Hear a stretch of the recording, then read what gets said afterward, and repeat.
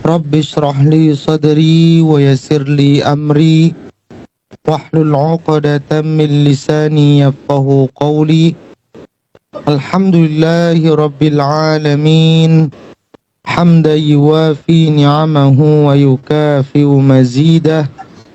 Ya Rabbana lakal hamdu kama yanbaghi li jalali wajhikal karim wa 'azimi sultanik. Allahumma salli wa sallim ala sayyidina Muhammad wa ala ali Muhammad walhamdulillahi rabbil alamin. Alhamdulillah, ibu yang dirahmati dan diberkahi oleh Allah subhanahu wa ta'ala. Bersyukur kita karya Allah subhanahu wa ta'ala dengan mengucapkan alhamdulillahi rabbil alamin. Pujian kepada Allah subhanahu wa ta'ala yang manusia tidak bisa terlepas darinya. Bagaimana di dalam hadis baginda Rasulullah sallallahu alaihi wasallam bersabda, qala Rasulullah sallallahu alaihi wasallam, inna Allah la yarda 'anil 'abdi ay ya'kula fayahmaduhu 'alaiha aw yashraba syarbata fayahmaduhu 'alaiha. Dari baginda Rasulullah sallallahu alaihi wasallam bersabda, sesungguhnya Allah akan ridha kepada hambanya yang apabila hambanya diberikan rizki untuk bisa makan, fayahmaduhu 'alaiha, kemudian ketika kita diberikan rizki makan oleh Allah subhanahu wa ta'ala, fayahmaduhu 'alaiha, kemudian kita memuji Allah subhanahu wa ta'ala. Au yashraba syarbata fayahmaduhu 'alaiha. Begitu juga kalau seandainya seorang hamba itu diberikan minum oleh Allah subhanahu wa ta'ala, maka sesungguhnya hamba yang terbaik di sisi Allah subhanahu wa ta'ala, fayahmadahu 'alaiha, dia juga memuji Allah subhanahu wa ta'ala.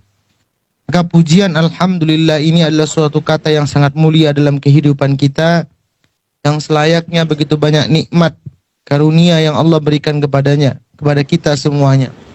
Terutama nikmat iman yang Allah berikan kepada kita, nikmat Islam, nikmat kesehatan dan kesempatan, sehingga kita dapat berkumpul sore hari ini.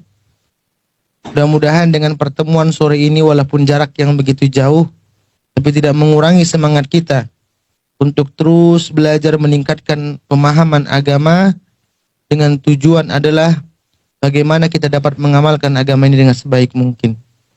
Selanjutnya, tak lupa pula kita berselawat kepada junjungan kita Nabi besar Muhammad sallallahu alaihi wasallam. Allahumma salli wa sallim ala sayyidina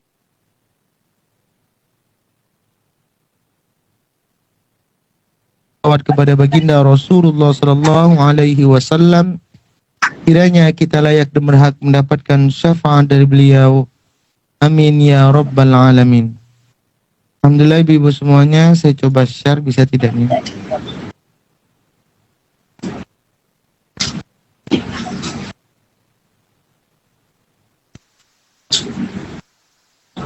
Ada ibu-ibu di layar? Sudah.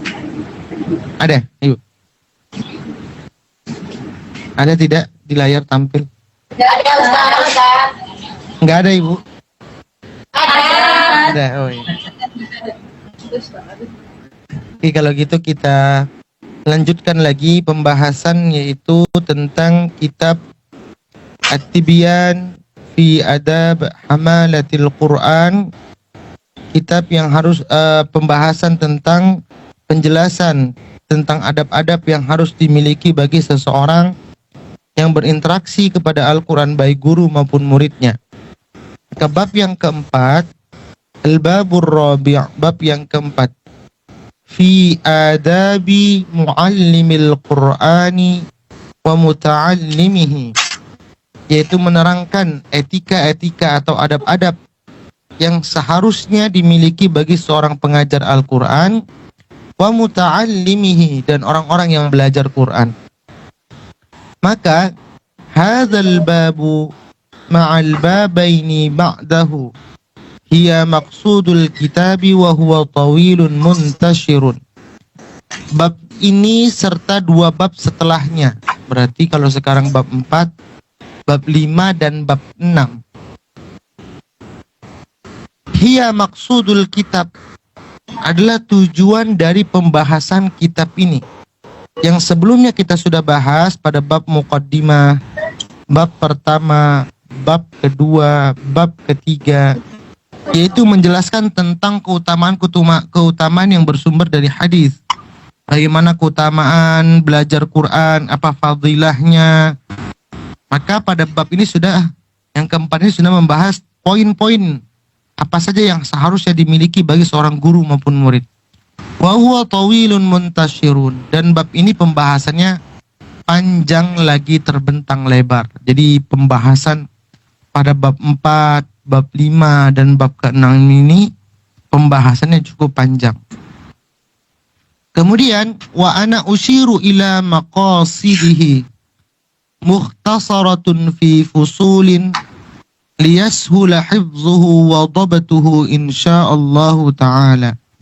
Dan saya mencoba mengarahkan tujuan kitab ini. Ini jadi kata Imam Nawawi, saya mencoba mengarahkan tujuan kitab ini dengan ringkas dalam bentuk fasal-fasal.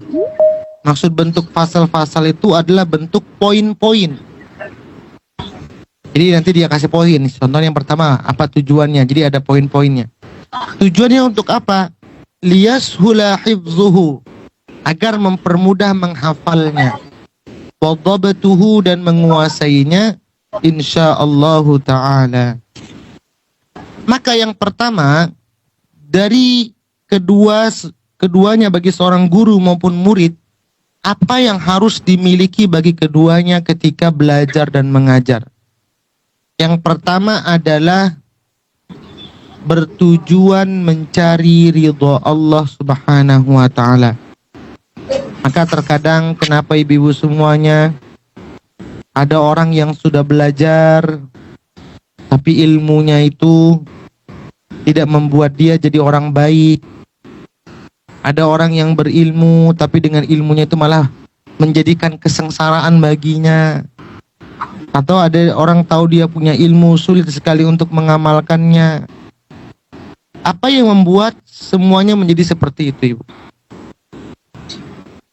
Yang pertama, niat yang harus kita luruskan ketika belajar.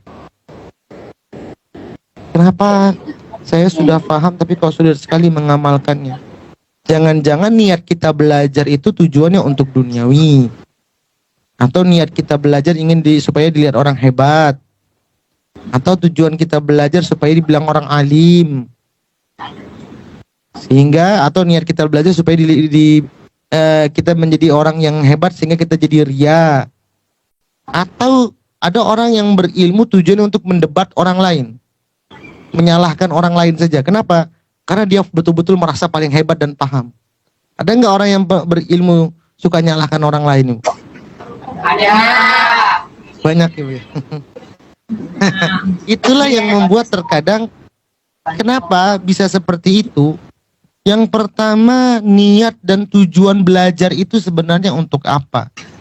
Itu yang harus kita luruskan. Maka yang pertama bagi keduanya adalah semata-mata bertujuan mencari ridho Allah Subhanahu wa ta'ala bagi seorang guru maupun murid. Maka saya sampaikan bahwa dari hal keduanya ini harus sama-sama meluruskan niat.